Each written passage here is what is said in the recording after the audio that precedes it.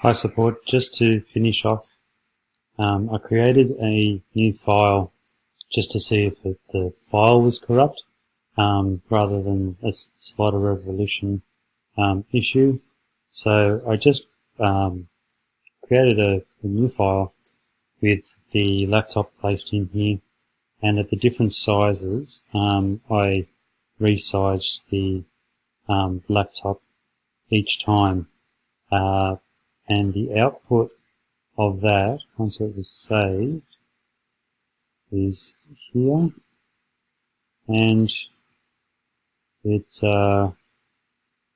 behaving rather oddly. I would have expected the image to just be a single size until it gets to a break point, at which time it would go to the next size and the next size and the next time size going up.